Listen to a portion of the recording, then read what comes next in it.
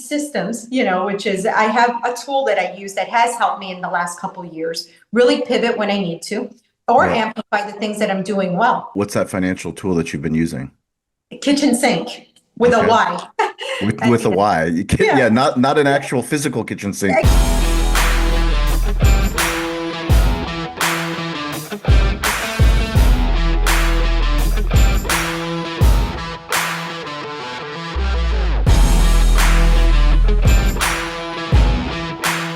Welcome to Digital Hospitality. I'm your host, Sean Walchef. This is a Cali BBQ media production. I am coming to you from Bulgaria. I'm on the other side of the world. We move our media production with my family. We believe so much in storytelling, so much in technology, and so much in restaurants that we built a media company on top of our restaurant. And I get the opportunity to interview the greatest chefs, the greatest mind, the greatest technology professionals all over the globe, no matter where we are. And I'm so lucky because I get to welcome Chef Adrianne Calvo back to the show. I got to spend time with her at her phenomenal restaurant in Miami. My media team, we featured her on Restaurant Influencers, another show that we do for Entrepreneur. We also featured her on Restaurant Technology Substack. But she is so busy, and we wanted to catch up with her, find out what she's been up to since our visit in Miami. So, Chef, welcome back to the show. Oh, thanks so much for having me, Sean. Such a pleasure. And I love what you're doing because you're just pushing our industry forward with every episode that you do. I really appreciate it. And let's talk. We were two ships passing in the night in Chicago, National Restaurant Association show.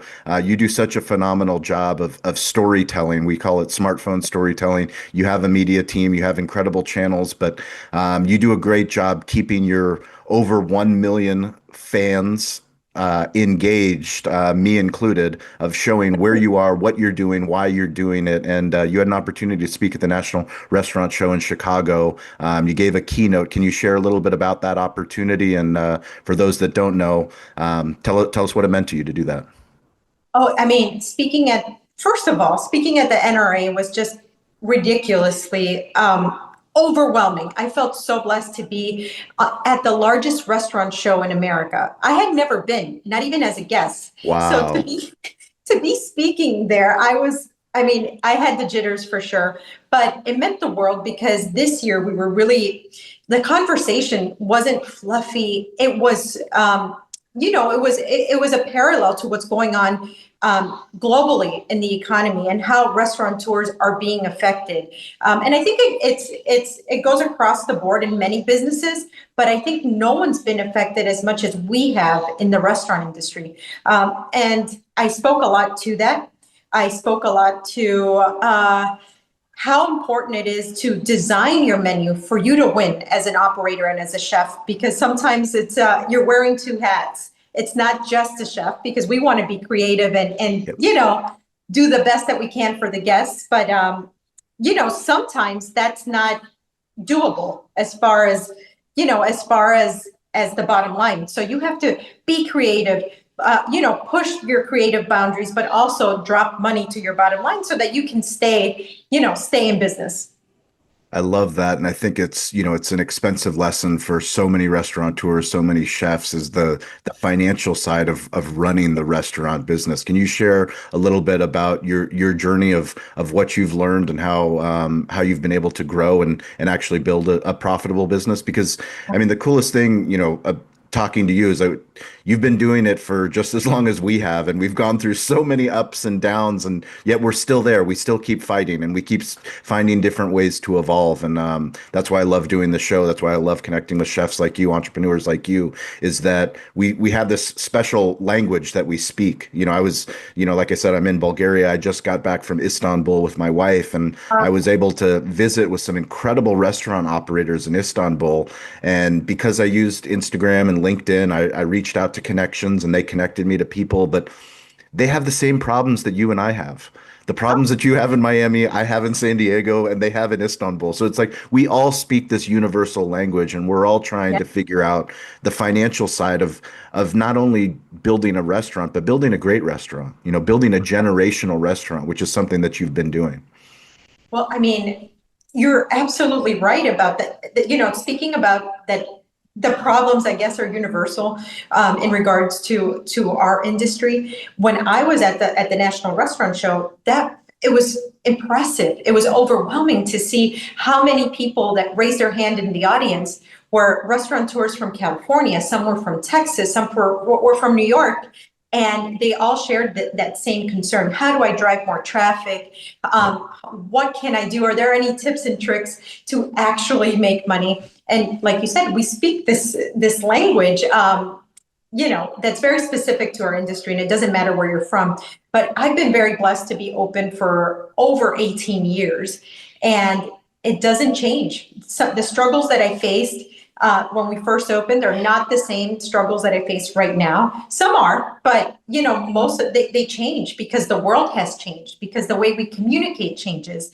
But if I had just one tip of advice, would be to use the technology that's available, the systems that allow you to make changes or to maybe amplify the things that you are doing right? But having these systems, which is, I have a tool that I use that has helped me in the last couple of years, really pivot when I need to, or amplify the things that I'm doing well, right? But And what is that? What is that tool? What's that financial tool that you've been using?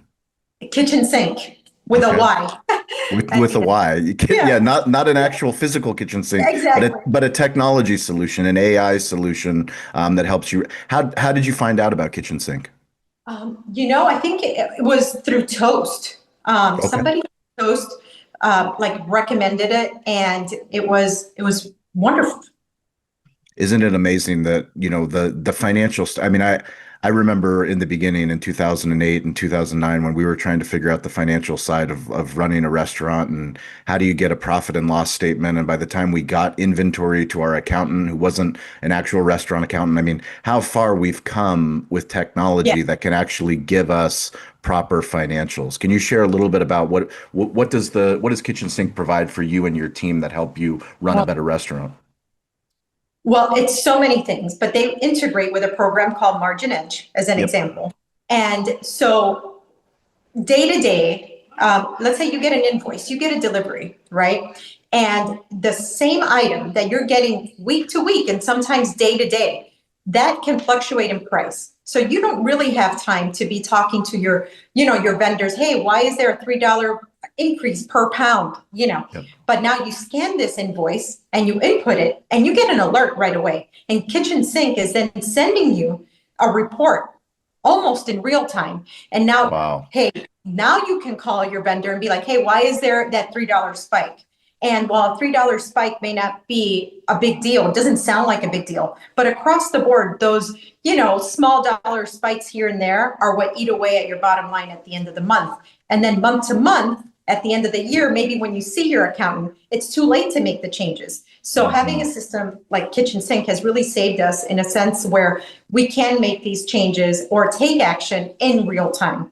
And at the end, That's we're not amazing. losing month to month. That's really cool. And I think, for me, the more that I do shows like this and talk to, successful restaurateurs like you, like we believe a rising tide lifts all ships and finding Yes. hospitality and technology partners that we can trust, like the Toasts of the world, the Kitchen Sinks of the world, the Davos of the world. I don't want to keep that secret to myself. Like it's so hard to run a successful Right. restaurant. And We're not I, gatekeeping here. no chance. Like I want to shout it from the mountaintops. I want to shout it from the mountains in Bulgaria of all the great tools that are available because our time is valuable and we love what we're doing and we love the impact. Can you share some of the cool things that you've been able to do because you have a great team in place, because are willing to be in a good leadership position where you trust people on your team to run your restaurants? Can you share a little bit about the opportunities of Aspen Food and Wine Festival, city cruises? I mean, some of these things are really cool to see you trailblazing for other restaurateurs to know that we as much as we love being in our restaurants, don't get me wrong, like we love taking care of our community, taking care of our village, but like there's other opportunities for revenue streams to make an impact. And Yes. because you've, put yourself out there, you're doing some amazing things that I know I'm inspired by watching, and I know, all the people that follow you are inspired as well. Well, thank you so much. I always say I'm where I am because of the good Lord number one. And number two is because of our loyal following. Every opportunity, I believe, begins with that plate of food that you serve at your restaurant, because somebody tried it and then somebody knew somebody that then knew someone else that maybe led you to an opportunity like Aspen Food and Wine. At the end of the day, they're all centered around food, whether it's city cruises, whether it's the Aspen Food and Wine Festival. But it's, it's all built on your reputation. And if you're not doing something right inside that building or those buildings, your restaurants, none of those other things happen, right? But when your work speaks for itself, it just, it multiplies. And then you yourself get excited about sharing your craft with the world. And I get like more fueled when it's inspiring the younger generations of culinarians. I don't want people to grow up just eating fast food as an example, or not knowing what true culinary arts are or what chefs really are, right? So in order to do that, we got to continue to build the story and tell the story. And we can do that through events like City Cruises or, the Food and Wine Classic in Aspen. Can you share a story about City Cruises, something that was unexpected or something that was memorable? Oh my gosh, I just had one. We were just in Boston, and City Cruises Live, they're redefining what dinner cruises are. So we're going through all the iconic harbors in the country and preparing a dinner, maximum flavor style, so that people can take in the view and have an unforgettable meal at the same time. But my last stop was Boston, and this young lady came with her husband, and he kind of dragged her over there, and she's like, I don't eat food. I don't even really like anything really on this menu. She comes up to me at the end of the event and says, I've never liked clam chowder. I've never liked it. I don't eat fish. I don't eat oysters. And I had them tonight and I love them. So now, thank you, because for the rest of my life, I'm going to be able to enjoy seafood. And for me, besides being in this unforgettable location and meeting new people and being part of this growing experience, to be able to be part of somebody's like their life, changing their life, it's so rewarding. Can you share a little bit for the restaurateur that's out there that sees, you working with these really incredible brands? What have you learned about brand partnerships? Brand partnerships are so pivotal. They're so important because it's almost like this, I don't want to say a handshake, but if you can think of like you're climbing a mountain, right? But then a brand partnership is that hand that you kind of grab and picks you up to that next level. There's something wonderful that happens when there's brand synergy. When your brand aligns with another brand, and these partnerships just amplify your message, it amplifies their message as well. But when they're a brand partnership, like let's say, I could talk ad nauseum about KitchenSync as an example. Yep. That's something that, if, like you said, if I could shout it from the mountaintops, if I could tell every restaurateur before they buy a new stove, make sure that you have KitchenSync. Before you buy your first mixer, get KitchenSync. And again, they're not paying me to say this. It's just because it will save you a whole lot of headache, and it will drop money into your bottom line. It will make you money. It's amazing. Yeah. And I think, that's what's inspiring for me. And that's why I keep doing the work that we do, no matter where we are in the world, is that I think we're still early, as restaurateurs. We have 140,000 people are on Toast, just for an example. That's 140,000 restaurants. There are 10 million. I believe I asked ChatGPT how many restaurants are globally in the world. There's 10 million restaurants. And can you imagine how many restaurants struggle with just simple things like not having a kitchen display screen in their kitchen? Like, we're still very, very early with where technology is and how much we can, restaurateurs can be helped to do greater work, right? To make a bigger impact. And to see how it's all tied, there's a peace of mind. I can be at an event in Aspen or in Boston because I am seeing what's going on in my phone through Toast. Yeah. Well, Toast now allows you to see in real time. I can see my SPLH. I can see what's being voided or discounted. I can see the exact P mix of what's being sold at Yep. whatever time. So having systems like that allow you to expand your brand and to allow you to take that next step instead of just being like psychotically having to be inside the four walls of your restaurant. I love it. What's next? We have half of 2025 still on the docket. What Oh, big well, plans do you have? I have an exciting announcement that I cannot reveal yet, but Not yet.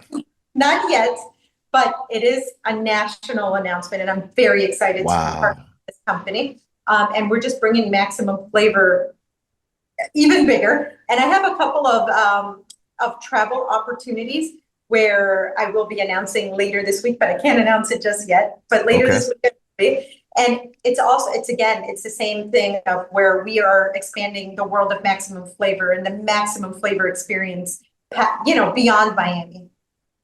When can we expect more YouTube travel content? I think early 2026, we're going to start that again. Fantastic. And more podcast content? Yes, exactly. Good. 2026 will be all about searching for maximum flavor again. That's fantastic. Well, Chef Adrianne, you're one of my favorite storytellers, favorite entrepreneurs on earth. Thank you so much for the time. I can't wait to share this episode, all the episodes, but please go visit Chef Adrianne. Follow her on all the socials. We'll put links in there, but definitely go see her in person at her restaurants. Your team is amazing. Your food is amazing. And we're just honored to be able to keep having conversations. Thank you so much. God bless. Thank you. Thank you for watching. Thank you for listening. If you've made it this long, you are part of the community. You're part of the tribe. We can't do this alone. We started, no one was listening. Now we have a community of digital hospitality leaders all over the globe. Please check out our new series called Restaurant Technology Substack. It's a Substack newsletter. It's free. It's some of our deep work on the best technology for restaurants. Also, go to YouTube and subscribe to Cali Barbecue Media. Cali BBQ Media on YouTube. We've been putting out a lot of new original content. Hopefully you guys like that content. If you want to work with us, go to betheshow.media. We show up all over the United States, some international countries. We would love to work with you and your growing brand on digital storytelling. You can reach out to me anytime at Sean P. Welchef on Instagram. I'm weirdly available. Stay curious, get involved, and don't be afraid to ask for help. We'll catch you next episode.